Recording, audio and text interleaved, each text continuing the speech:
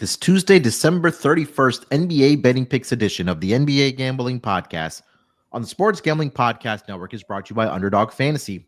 Sign up with promo code NBA SGPN to get a 50% deposit bonus of up to $1,000. We're also brought to you by Rhythm, the leader in data-driven picks and props. Get your 7-day free trial today by going to sportsgamblingpodcast.com/RITHMM.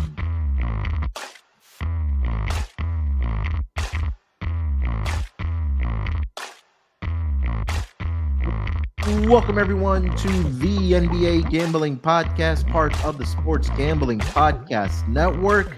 New Year's Eve to wrap up the 2024 calendar year. Got about, 6 to 7 games here on the NBA schedule to wrap up the year. Hopefully, we can close it out with a bang here. But guys know how we do it here. We'll get into each and every single game on the Tuesday schedule, and then of course we'll give you our lock and dog, put together our Underdog Fantasy entry as well, and cap off the year. But joining me here to help me break down everything happening on the hardwood, a man that needs to explain himself after what apparently transpired yesterday. I'll have to get to all the details here, but got my guy here with me. It's Lonte Smith. Lonte, what's going on, brother? How you doing? Man, I'm doing good. I would be doing better if the Warriors at least kept it competitive. I could kind of weave around some of the stuff. But yeah, man, shout out to the chat. They were good. I was wrong. I can't get more plain and simple than that. I mean, I understand, like, if I'm wrong, that's cool, but like just a complete wrong side, that's horrible. And they didn't, like, nobody was playing hard but Kuminga. So that was like disgusting. I don't know if you watched it, but yeah. But so yeah, I'll give the chat the props. So we got, if we get 5 reviews, Spotify, Apple, whatever, I'll send some gear their way. Whatever they want, their choice. Top 5 review, or first 5 reviewers. Hey, I'll get you a late Christmas present, early New Year's present. So leave a 5-star review, rating, and I'll get that to them ASAP. Yeah. Whether it's on Spotify or Apple, just take a screenshot of it and then either tweet it at us at SGPN NBA, or you can DM it to us on Twitter, or if you're in the Discord there as well. Multiple ways for you guys to get that review rating and review to us for the NBA Gambling Podcast. I didn't watch the game like on TV or anything. I was keeping up with the score and the box score. Disgusting. There's something to it when a team plays more minutes in a quarter than points scored, where the Warriors scored 11 points in the second quarter there. I swore this team off, I think, a couple weeks ago by betting any side or total or even player props, because I still don't understand what Steve Kerr is trying to accomplish with the rotations and what he's trying to get out there. So I'm not going to waste more breath on it. Cavs look, they've been one of the best teams in the NBA, if not the best team, right? Or at least record-wise, we can say that. But they're a well-balanced team, and I think that's something that really sticks out about this team, is that how well they shoot 3-point shots, especially in transition, for this Cleveland Cavaliers team. So they have a big game tonight. They'll travel from the Bay Area. They'll head over to LA to take on the Lakers. We'll get into that game, of course, in the latter part of the episode. So we do have 2 early games here on New Year's Eve here, Lonte. That starts at what, 3 p.m. Eastern time? Yep, 3. So let's not waste any time and let's get into it here. But before I do that, let me just remind everybody about the SGPN app. All of our picks and podcasts are all in one place for free.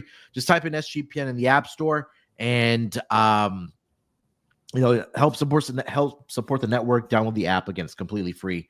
Everything in one convenient app over on the SGPN app. All right, let's get into it here. First game on the schedule, like I mentioned, 3 p.m. Eastern start time. 2 games are both going to be Eastern Conference matchups. First one, we got the Toronto Raptors. They are in Boston to take on the Celtics. Celtics laying 16.5 points in this game with a total of 234.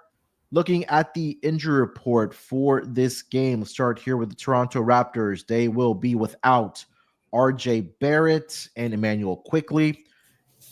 Grady Dick is questionable. Bruno Fernando is questionable, and Davion Mitchell is questionable. So out Barrett and quickly questionable tags on Davion Mitchell, Bruno Fernando, and Grady Dick. For the Boston side of things, Kristaps Porzingis and Drew Holiday are both questionable as well for this game. So keep an eye out on the status of those questionable tags here. Lonte, the Celtics laying 16.5 points in this matchup against the Raptors, man. What are your thoughts? Yeah, so it's not common that I'll take a favorite this big, but yeah, I like Boston here. I think Boston can bury him, especially without no Barrett, obviously no quickly. So really just Scotty Barnes to work with. I know Boston's been struggling. They struggled to win. They've lost four of the last 6 at home, which is unlike them. Straight up at that, they had a close one with Toronto. When was this? A few nights ago, not too long ago. 126, 124 at 16.5 point dogs. 16.5 point favorites. Toronto had 76 points in the paint, and RJ did a lot of the damage. 25, 10, and 15 assists. But I do think Boston is going to be the side here. I was looking at their team total over as well. Toronto's allowed 135 plus in the last 3 games. 2 of those have been on the road. And without RJ, who's a capable defender, can match up a little bit better than what they have with Tatum and Brown. I just think Boston will be able to roll here. Toronto plays at a rapid pace, 6 in pace. Usually with dogs this big, you want to slow it down, have people playing the half court, but that's not their style. They usually run and gun.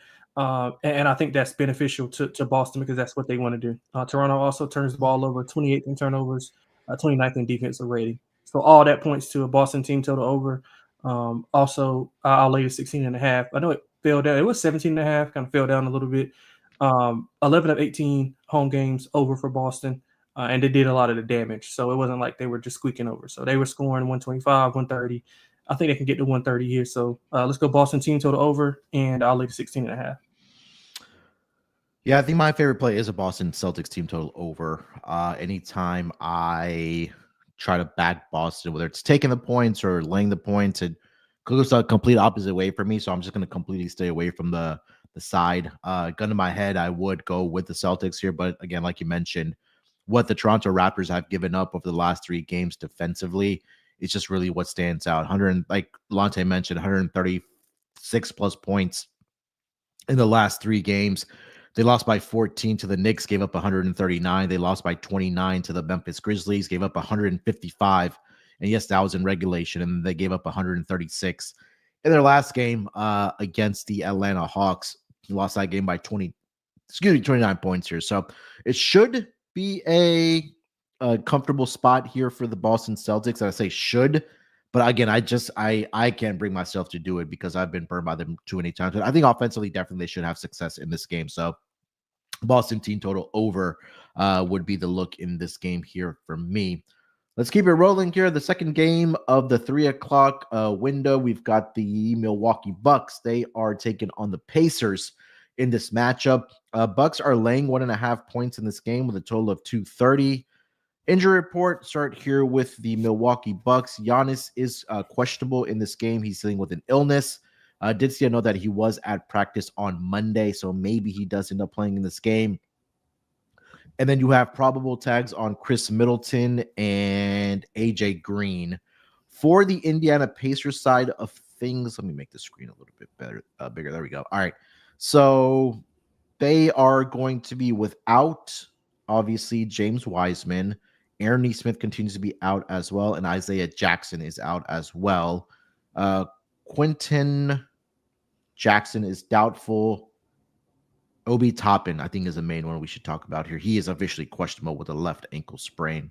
So missing some key depth pieces. Obviously, keep an eye out if Giannis does, in fact, end up playing this game or not. Officially questionable as we record the episode here. But again, I did see a note that he was participating in practice on Monday.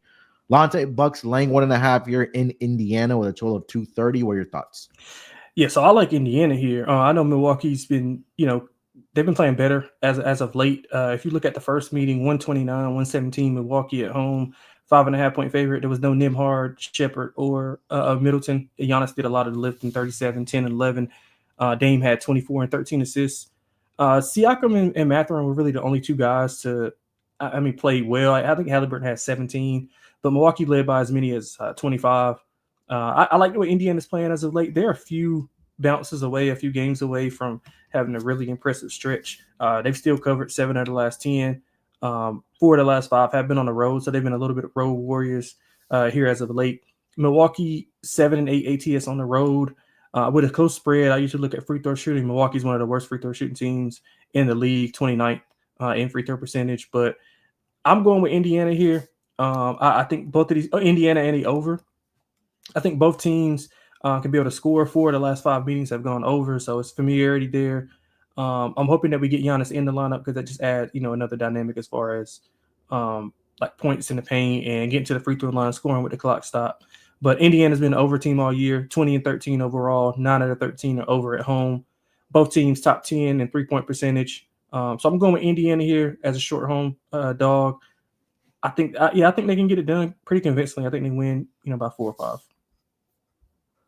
Yeah, I just have to wait for the news of Giannis because he's just been very, very dominant against this Indiana Pacers team, especially rebounding the basketball, just getting really easy baskets around the rim, just because they really don't have that true rim protection like they haven't had for, I don't know. You could talk about Miles Turner, but I just feel like he's very, very inconsistent. But Giannis has just absolutely dominated this Indiana Pacers team. So if he does, in fact, end up playing in this game, I will be looking at his props in this game. He's had a triple-double in 2 of the last 3 head-to-head meetings against the Indiana Pacers as well. So if Giannis does, in fact, end up playing, it's a cop-out, but I would look at the Bucks side here. They do have the rest advantage in this game here as well. They've had, I believe, 2 full days off in between games. They're coming off a loss as well, so a bit of a bounce back spot here for the Bucks as well. Where the Indiana Pacers, they like you mentioned, they have their in-season revenge angle as well, but this is also their 4th game in 6 nights. And typically, when I see that for these teams, I typically shy away from betting on them. But I feel like this is going to be a game where it probably has some high variance. Like you see, maybe the Pacers come out strong, and then you see the Bucks come back and make a run in the second half, or during the game there as well. So Bucks team total over would be the look again for me. Giannis, if he does in fact end up playing, I will be on the Bucks side of things here, but it just makes me a little bit nervous about the rest disadvantage that the Indiana Pacers have in this game. You got anything else for this game? All right, let's keep it moving here. Next game on the schedule, we'll go over to the nightcap. We'll start here with the LA Clippers. They are in San Antonio to take on the Spurs. Spurs currently laying 4.5 in this game with a total of 217.5. Looking at the injury report for both of these teams, I'll start here with the Clippers. Clippers obviously played last night in the game against the Pelicans. Looking at their score from last night, I had it in front of me. They went on to win the game 116-113. Minutes distribution, I'll get to that here in a second. For the San Antonio Spurs on the offensive side of things, or I'll just say on their injury report, pretty clean. Everybody is a go in this game. Wemby should be playing. CP3, Devin Vassell, Kelvin Johnson, Jeremy Sohan, all those guys are going to be playing in this game. Spurs laying 4.5 here. Lonte, total 217. Yeah, I kind of struggle with this game. To be honest, I want to back the Spurs, but I'm usually want to back them when they're an underdog, kind of like they were at Minnesota, because they're a little bit more scrappier as an underdog. They're not typically in a favorite role. I think they've been a favorite like 5 times this season, and they've covered them, but it's been against teams not to this caliber of the Clippers. Clippers won 113-104 in LA as 4-point home favorites. No Vassell. Wemby went crazy in that game, 24-13. He had 9 blocks, but the Clippers just outlasted them. They had 6 in double figures. I really like the Clippers team. I want to see the injury report. I know they get that extra time, like you mentioned, but yeah. I want to see if Harden, I want to see if Powell and some of those guys are going to be playing. You know what? Harden probably is not playing. It's nowhere to go. And I don't know much about San Antonio, but he might fly to Houston, and party for New Year's Eve. So yeah, that might give There's a possibility, honestly. Yeah, that might give him the night off. But San Antonio, they 6-4 ATS last 10, but a lot of that has come with being a dog. The Clippers used a lot of energy and effort last night to come back. They were down big early, and they kind of got down in the third quarter, and they fought back, and credit to them for winning. I'm going to go with Spurs early. So let's go Spurs first quarter, first half. And, granted that, the Clippers play their full complement of guys and they won't go, and the number won't go up. So we'll just lock that in right now. Also like the under. Clippers under in 10 of 14 on the road, 13 of 20 when they're a dog. So the game landed 217 in the first meeting, which is exactly where this is at right now. So close to 16.5 in the first meeting. I think we get a low scoring game, tired legs with the Clippers. San Antonio, they're kind of weird when it comes to totals. They've been playing a lot like more totals on over as of late, but I don't think they've been playing a caliber defense, like I said, for of the Clippers. So let's go with the under, and I'll take San Antonio first quarter. Yeah, obviously the Clippers on a back-to-back situation here. Looking at the minutes last night, Norman Powell played 40 minutes for the Clippers. You had Zubac playing 36. Harden played 36 as well. All starters played at least 32 minutes. And then guys off the bench, Nick Batum played 20. Amir Coffey played 21 last night. Just looking at some of the back-to-back numbers this season for the Clippers in those spots, ATS-wise, as an away underdog in the first half, they're just 4-7 ATS. Looking at it overall, not much there. They're 5-1 ATS on. They're 2-4 ATS on back-to-back situations this season. Coincidentally, for whatever reason, they are 7-1 in the first half ATS when they have the rest disadvantage, which tells me that I probably want to look at the Spurs in the second half in this game, just thinking that, again, if the Clippers come up with some tired legs after the half, I think that's where the Spurs can really pull away. And I think the one thing that I've been really impressed by this season has been how well the Spurs have actually been playing defense, because there was teams just last year or the past several seasons that were just walking into 115, 120 plus points against the Spurs team. So I think you got to give them a lot of credit in those spots here. So I'll wait for the second half and then take the Spurs in that spot, just thinking those tired legs do catch up to the San Antonio Spurs. Yep. If you're asking me right now, pre-game and pre-flop, I would look at the Spurs side of things. Under, Yep. I agree with you about that as well. I just do think that the Spurs can lock in defensively. And again, when we talk about this Clippers team offensively, just very limited, right? I mean, James Harden, Norman Powell yesterday combined for 62 of the 116 points. Even Zubac last night had 20 points. So what's that?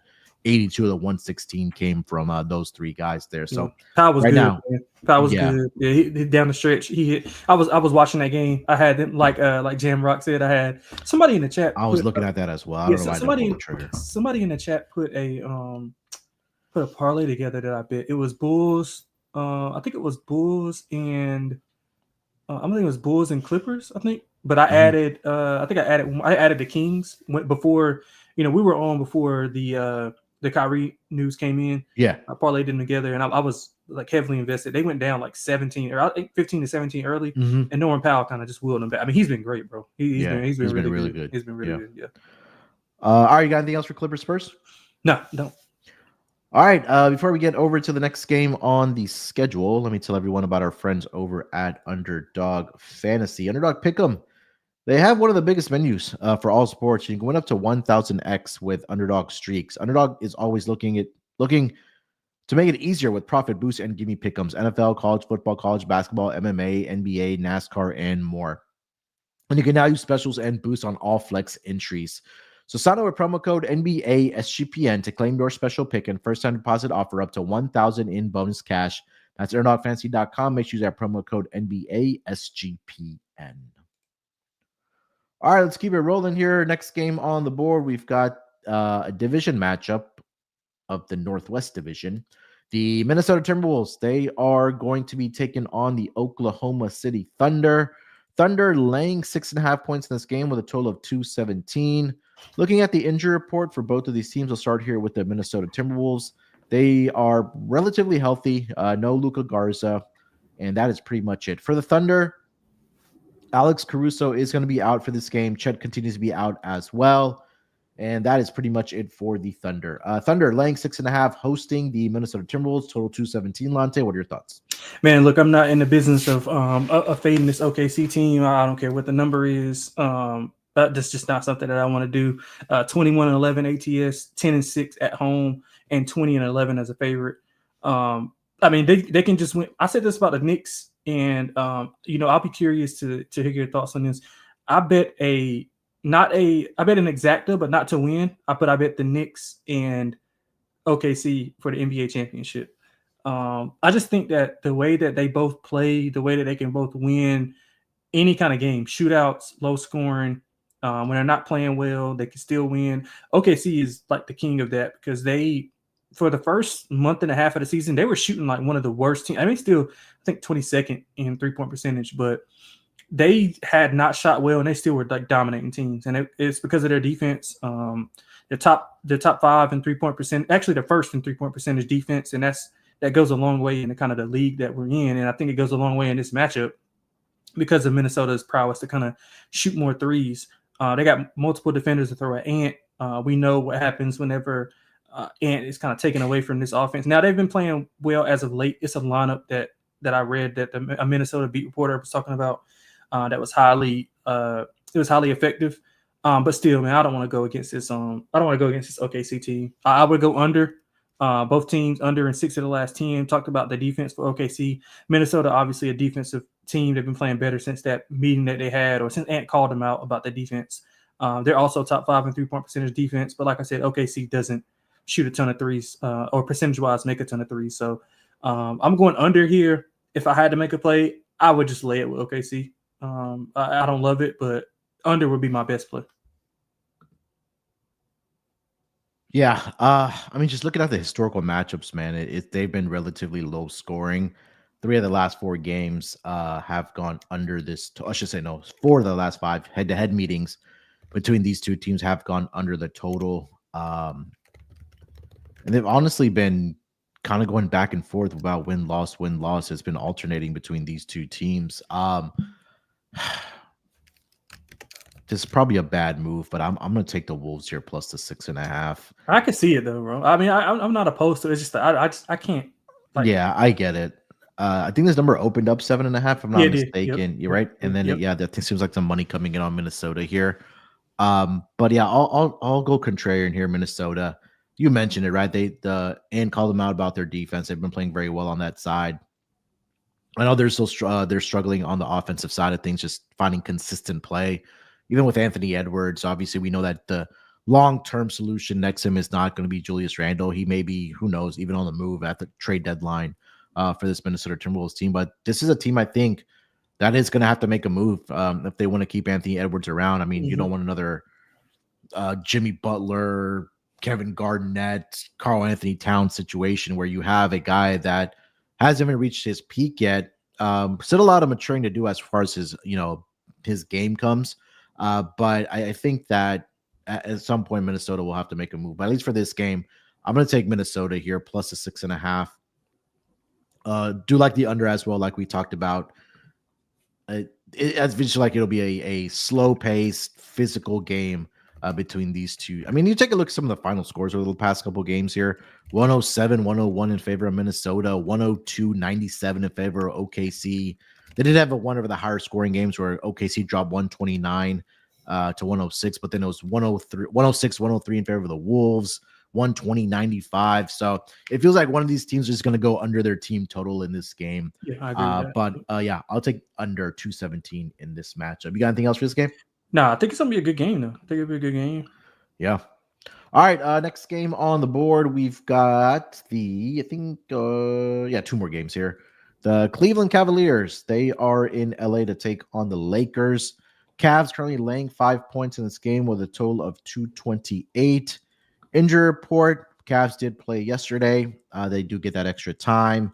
And then for the Lakers, questionable tags on Anthony Davis, LeBron James, Gabe Vincent, and then Jared Vanderbilt continues to be out as well as Christian Wood. Not sure if you guys talked about the trade yesterday with the Lakers and the Nets there, Lonte. Yeah, a little bit. But I mean, right. Yeah, I mean, you can give your thoughts. Me and Scott just kind of glossed over. I mean, not glossed over it, but we kind of just gave overarching thoughts. I mean, Scott had a lot more thoughts than I did. I didn't. I will tell you what I thought. It's not a needle. It's not a needle mover for me. Yeah, it's not a needle mover for me. I mean, I get it. You probably just addition by subtraction, just getting D'Lo out of the locker room. But again, my thing is Shake Milton, good backup, good solid rotational piece. But in those clutch moments, like you're gonna need a guard. At least D'Angelo can create and score. Now, granted, he's gonna take some boneheaded stuff as well, but his ability to create and play in big games. He's played in big games with this group. So now you got to worry about meshing and I mean, I guess I didn't get it though. I mean, I would rather put those pieces and picks together and try to get somebody else. Cam Johnson is a perfect example. He'd have fit this perfect. Yeah, I honestly thought that Cam Johnson would have been a really good fit here for the Lakers, but DFS is having a career year shooting 3 ball there as well. So it was kind of a meh move for me. I mean, eventually we knew that D'Lo was going to be traded. It's just funny that he's going back to the Brooklyn Nets in that trade. But I just say that because I did see a note before we started recording that Shake Milton and both DFS, Dorian Finney-Smith, are available to make their debut here for the LA Lakers. So, all right, Cavs laying 5 here, Lonte. Let me just take a look at the minutes distribution last night for the Cavs. I don't think they played a whole heck of a lot of that fourth quarter. Like we talked about, Warriors tried to make it interesting late, but it wasn't happening. Yeah, no starter played more than 29 minutes. You had Garland playing 29, Mitchell played 27, and then Allen, Mobley, Wade played 25 each, and then obviously the guys coming off the bench played anywhere from 19 to 21 minutes. But Lakers catching 5 points in this game here, Lonte. What are your thoughts on this one? I can't bet against Cleveland. I mean, not after last night. I can't do it. I'll be a fool to come up here and tell you that, even on a back-to-back. But let me ask you, do you think Cleveland contender?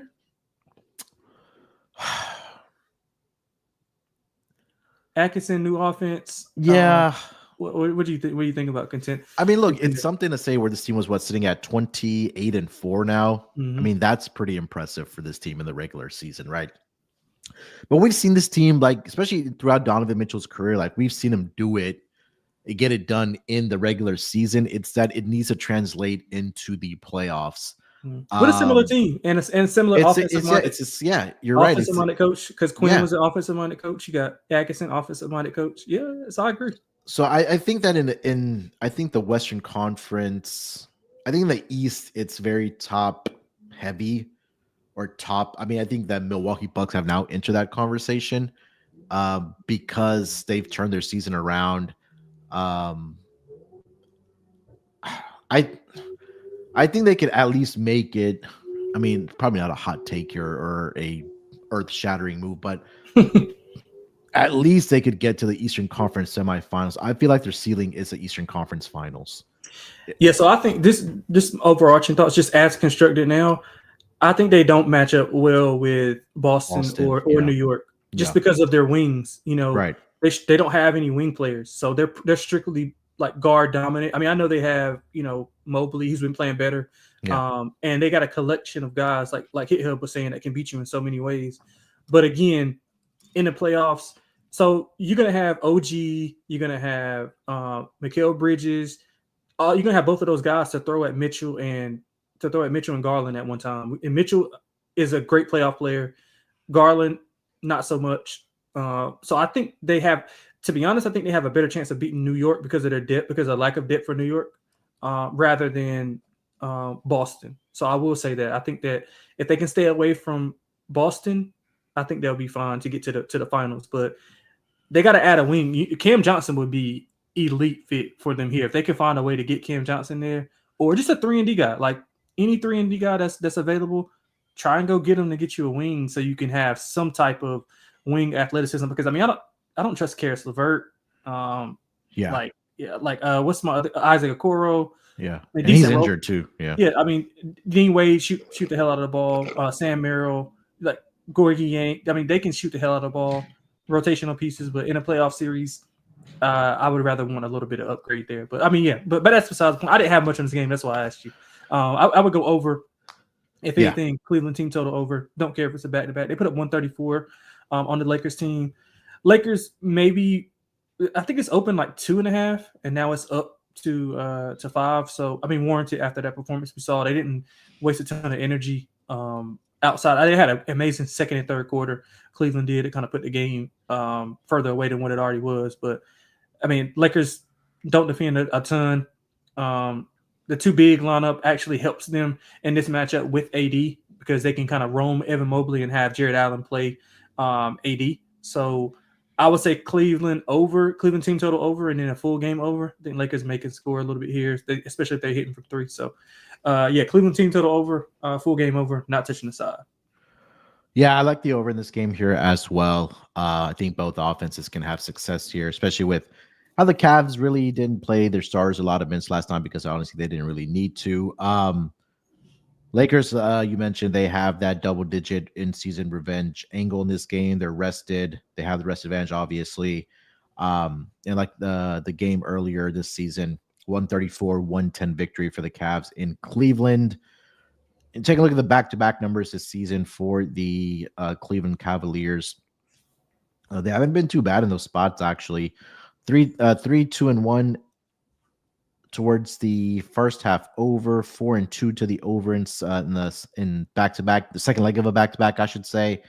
ATS are also 4-2 against the number in the full game, and then first half they're 3-2-1 ATS are the Cavs in the second leg of a back-to-back as well.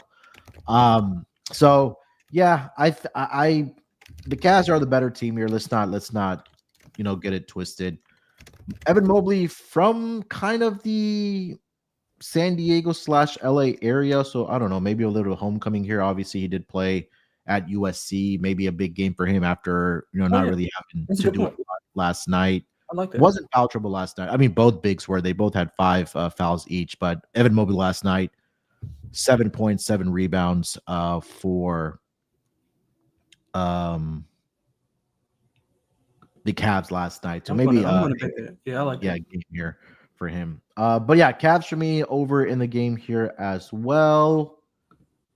Anything else for this game? No, but that's a good catch by you. I love that. I love that homecoming for Evan Mobley. Yeah, I'm gonna bet that right now, actually. All right. Let's go to the last game of the night. We've got the Memphis Grizzlies. They are going to be in Phoenix to take on the Suns. Suns laying 4.5.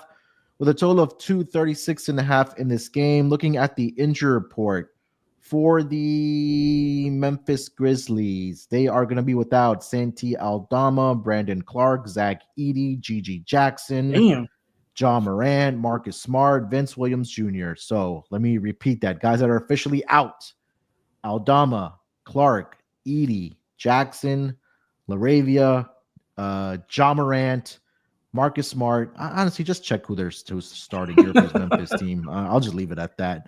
For the Phoenix Suns, Grayson Allen is probable here today. Devin Booker has been upgraded to questionable after missing the last several games with left groin strain. Bol is also questionable. And then guys that are out, Yusuf Nurkic, he's serving that league suspension. And then Royce O'Neal is out as well. So out for the Suns, Royce O'Neal, Yusuf Nurkic, questionable tags on Devin Booker and Bol, and then probable for Grayson Allen in this game. 4.5 is the number here for the Suns here, Lonte. What are your thoughts, man? And while you do that, I'll just look up who's going to be actually starting in this game for the Grizzlies. That might just help our listeners. I'm gonna be honest. I have, like, when I was handicapping this game last night and a little bit, this morning, I was gonna go with Memphis, but I didn't know all those guys. All those guys weren't on the injury report last night. I think the only guy that was Ja was out, and they had. And I know Gigi and Vince were gonna be out, but they didn't have all those Smart, Edey, Conchar. Like I think Conchar may be out because they're looking to trade him. I think some teams are interested in him. But I mean, this opened 7.5, and even with those guys going out, it's down to 4.5. So that's kind of weird, right? And Booker's probably gonna play. Booker has questionable in this game, but the starting lineup right now for the Memphis projected is Scottie Pippen Jr., Desmond Bane, Jalen Wells, John Conchar, and Jaren Jackson Jr. Yeah, I mean, now Memphis has a ton of depth of quality depth. Scottie Pippen is a really good player. I would look at his assists as well. He's really good distributing the ball. But yeah, I would be inclined to take Memphis here still. I mean, I know it opened at 7.5, but their depth is unmatched. Like they're one of those teams that has enough depth, quality depth to kind of match anybody. They all play the same way. I think it correlate. I think it's correlated. I think if you like Memphis, you want to go over because Memphis is an over team. They've been an over team all year. If you like Phoenix, you want to go under. I think Memphis can kind of dictate the tempo and pace and score a little bit more efficiently here. The big three being back with them is kind of like finding their way back together. I haven't played a ton together, so maybe a little bit of like lag time, like you were talking about with Giannis being back. Maybe it's has something to do with that. Memphis 21-12 to the over on the year. 11 of 15 road games have gone over. So I think if you like Memphis, you want to parlay that to the over. If you like Phoenix, you want to parlay that to the under. I'm gonna go Memphis and over. Small though, nothing too crazy. I mean, yeah. I mean, you look at it on paper, you're like, okay, why is Phoenix only favored by 4.5 with all those guys being out?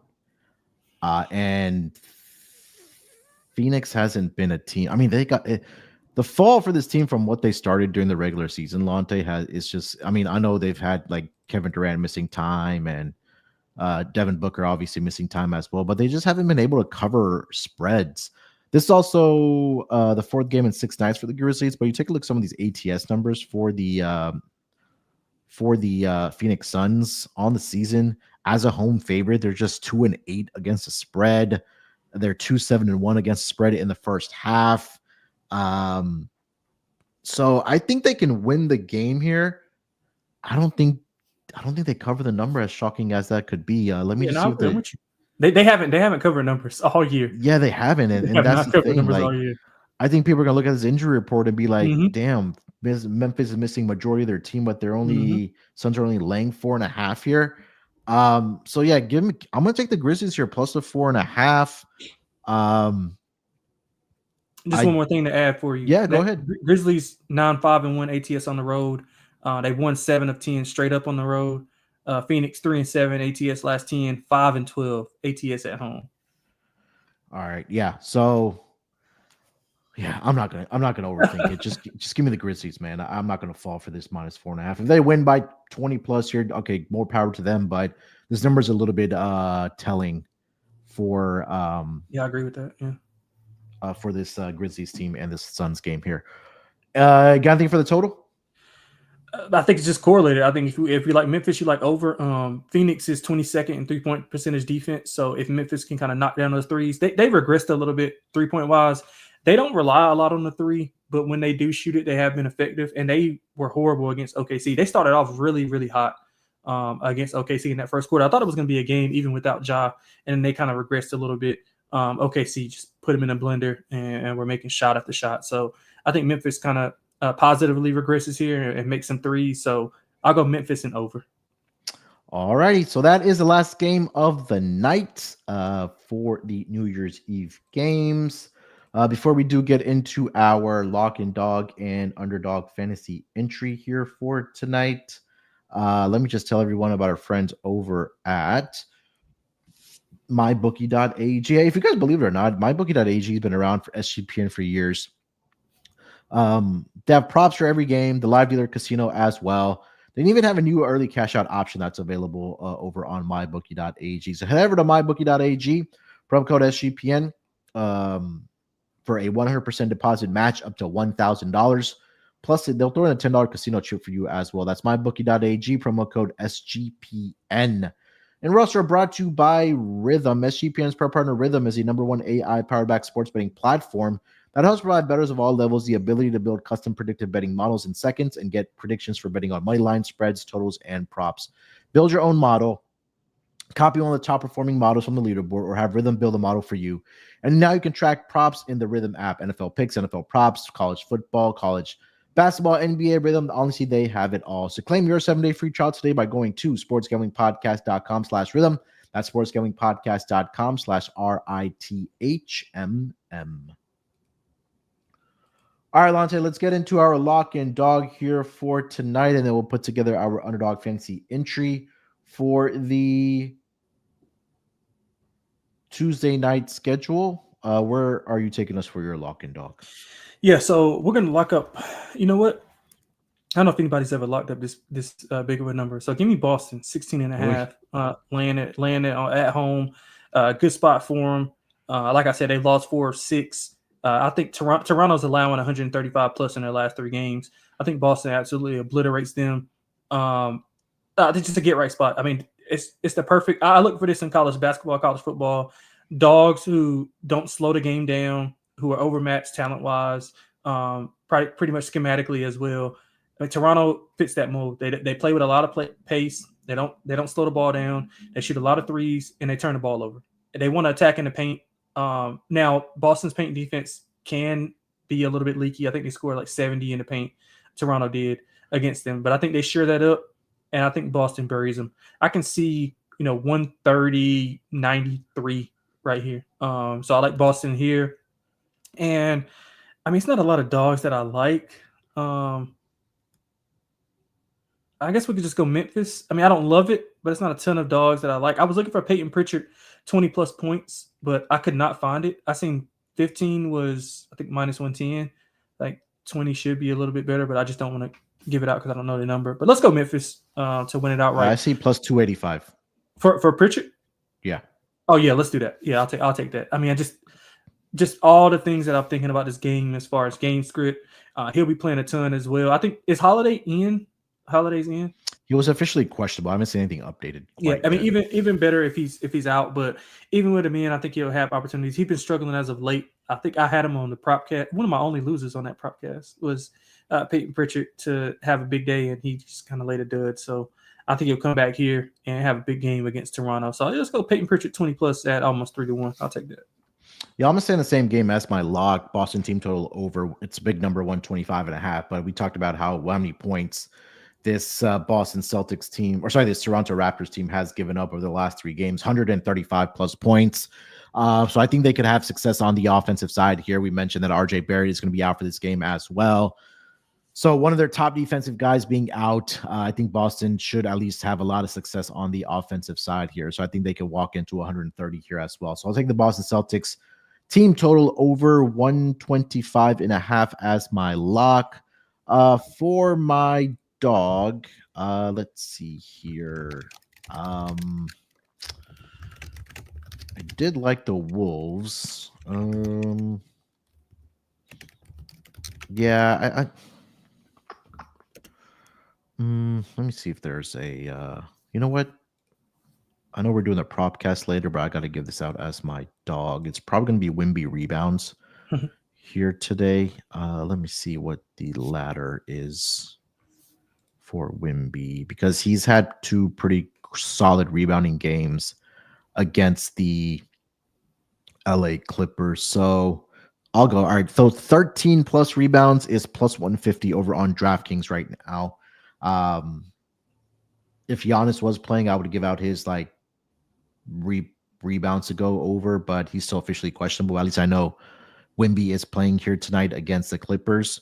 So I'll take his 13 plus rebounds plus 150 as my dog here for the Tuesday night games. All right, last order of business here, Underdog Fantasy entry here, Lonte. Let's start here with that. Again, if you guys haven't already signed up with Underdog, make sure you use our promo code NBA SGPN. You'll get a 50% deposit bonus of up to $1,000 if you don't have an account. And they'll throw in a special gimme pick for you there as well when you do open the account there over on Underdog Fantasy. All right, Lonte, where do you want to start here for our entry? Well, we'll talk about it later on, but one of my favorite ones, man, Mathurin higher, should be 16.5 points. Benedict Mathurin, yes, higher 16.5. Yeah. I'll throw in Wimby there as well. Wimby. I'll take his rebounds to go higher. It is spicy at 11.5, so I like that. And then you want to go Mobley? I love Mobley. Yeah, I like that call by you. Yep. What you going to go PR? Yeah. Yeah. PR, 25.5 is the number. So, all right, we'll keep it simple. Benedict Mathurin, higher 16.5 points. We'll go Wimby, higher 11.5 rebounds, and then we'll go Evan Mobley, higher 25.5 points and rebounds as the entry here for tonight. So every $10 that you put in, you'll get a return of $67.20 currently, courtesy of Underdog Fantasy, if all three of those entries, in fact, do end up winning. All right, that's going to wrap it up for this edition of the NBA Gambling Podcast. If you are watching live, in about 20 to 25 minutes, Lonte and I, we're going to do the NBA Propcast. So if you guys want to hang around, take a bathroom break, grab a drink. If you're watching live, come back and join us for the Propcast. We'll go through player props for the New Year's Eve games. And then if you're listening on the audio version, that the Propcast should be posted right after the NBA Gambling Podcast is posted there as well. So 2 episodes for you guys to wrap up the 2024 calendar year. Lonte, anything else you want to mention before we get out of here? That's it, man. Hope everybody has a good New Year's Eve and New Year's, but most likely just be safe, be responsible as well. Just that's the main thing. Yep. Be safe out there. Enjoy the time with friends, family, whatever you do have planned. Just be safe. Be smart. Call an Uber if you are going to be, having a good time. And we'll be back tomorrow for January 1st for the NBA pod. And like I mentioned, a Propcast. We're going to go live here in about 20 to 25 minutes. So hang out with us if you want to watch us live, talk about some player props for the NBA schedule. Make sure you guys follow Lonte over on the Twitter machine at XXLonteXX. You can follow me there as well at SportsNerd824. Hit that subscribe button on the YouTube channel for the NBA Gambling Podcast and leave us a rating and review as well, whether it's on Spotify, Apple. Definitely do appreciate it if you guys can do that for us. All right. Talk to you guys on the new calendar year of 2025. Till then, good luck with your bets. Let's break these books off, and always remember to let it ride. Basketball.